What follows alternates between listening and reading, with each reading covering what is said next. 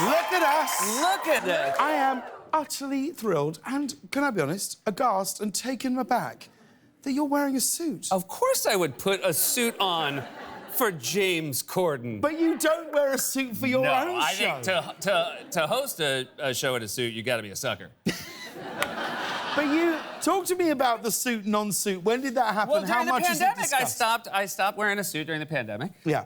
And then I liked not wearing a suit. And then let's be honest, this show, our shows are on very late at night. Yes. I think almost no one who's watching our show is wearing a suit. Correct. Why do I got to work so hard for them? I think a lot of them are in their pajamas. It's amazing I'm wearing jeans and a shirt. Yeah. But I wore a suit You throughout. really did. I And there were committed nights where I to could the tell suit. it was very hot where you were shooting. In my garage, Yeah. it was very warm, and I would often I would be shorts, waist down, and suit, tie, shirt, jacket, everything. And then I realised the only people that wore a suit through the sort of remote shows from home who do a show in this ilk was me and John Oliver. And I was like, oh, it's a British thing. Now, Stevens in an open shirt. Yeah. 5 years ago, let's say before the pandemic, if someone had showed you a picture and it's you're in your garage, suit top, shorts bottom, you'd be like, oh, I lost my mind. Well, I've lost my mind. I'd be like, oh, I lost everything.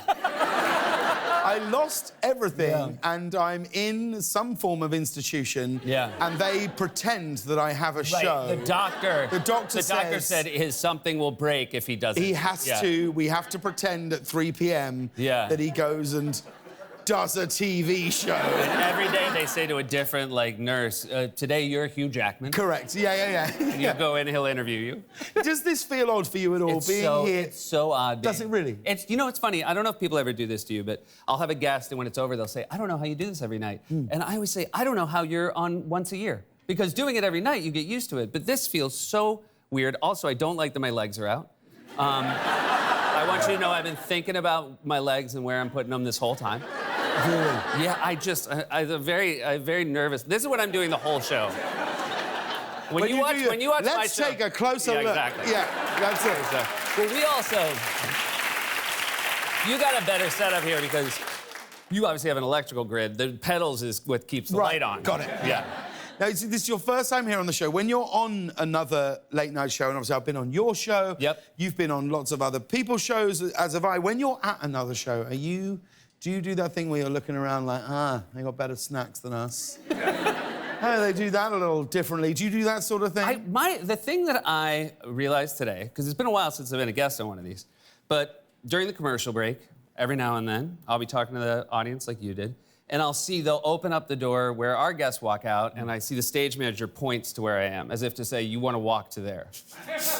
And I'm always thinking, why do you have... I mean, I think they'll know. And You're yet absolutely right. And yet I was back there, and I'm like, where do I go? Where do I go? What do I do? Because that's the thing. Yeah. You forget it.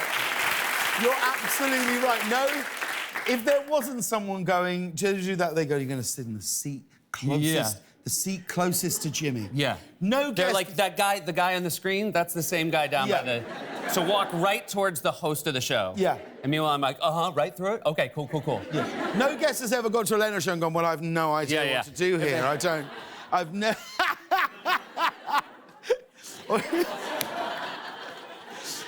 You just perched just here, just on there. That's where you should Very be. awkwardly, yeah. Now, I caught up with you recently. I saw you very... How is everything in New York? How's the kids? How is life? It's very exciting. You know, we've got a third now. We joined you in the party of 3. Oh, nice. It's great. And what are the ages? Remind me the ages again. 7. Yes. Boy 7, boy 5, girl 1.5, and if I put her in boy years, she's 28. Right, yes. Yes. The other day, I'm feeding the 7-year-old breakfast. My wife's feeding the 5-year-old breakfast, and the 1.5-year-old just feeding herself breakfast. And we're saying, I said to her boys, I'm like, you're okay with this? That she's this much smarter than you already? We're gonna let her babysit for you when you're teenagers, and you'll be like, I can't go out. My 8-year-old sister says I gotta do my homework. But I also think that is just the third child, where essentially your life is so dominated by the other two that the third one comes along and you're like, they'll be fine in a cupboard, won't they? They could go in a cupboard with a. There you go. some pirate booty and an applesauce. Yeah, she has the saddest, it's adorable, but it is the third kid, is the most third kid catchphrase, which is, she says all the time, and me? Like, I'll say, it's time for dinner, and she'll say, and me? I'm like, yes, it's always you. Yeah. And then we went on a ski trip, and she said, and me? And I was like, no. You're not going. This is a case where it's not and you. No, but you will. Yeah, but we're gonna leave you at home. We'll open some cans of food. Yeah, and, you'll be fine. You'll be fine. Now, look, we here at the Late Late Show, we have 8 shows left, which I can't... Which means tomorrow we've got 7 shows left. Look at you. It's so weird. It's so weird. Do you ever think about how long you'll do late night? Do you think about... Do you ever, like... Because we've been speaking a lot recently. Yeah. Do you ever think about life after it? I know when it ends, I'm not gonna tell my family, right? You know, I'm gonna pretend like I'm still doing it. Right. So, obviously I'm gonna want a reason to leave the house in the morning. Very good idea. Yeah. And I am in a really nice situation. Because my wife doesn't watch the show, so she'll have no idea it's over. Yeah. Do you ever think about it? Do you think about... Well, I'm gonna compliment you here. I don't have any other talents. That's not like true. You're good at other things, so like I kind of do want to do it forever. I don't, but I also am cognizant of the fact that that's probably not realistic. But I would love to die mid-show. I think that just for like obviously, but for the ratings. Ratings. Yeah. Ratings and buzz. Yeah, and I've already said to the network, I'm like, you can promote it. Yeah. Oh, for sure. Because we tape earlier in the day, like you can get it out to the press. Take a closer look at this. Yeah. I would like to die mid-closer look. I think that. Yeah. Now you say you don't have. You have a lot of talents. Oh my God. Is this true that when you auditioned for SNL, you did an impression of Hugh Grant? Yes. This is 2001. This is a very hot time to have a Hugh Grant impression. So, because I too have a sort of Hugh Grant impression. Okay. So I was thinking, why don't we finish this segment? Okay, great. Interviewing each other. Okay. As Hugh Grant. Okay, I should know that I will be...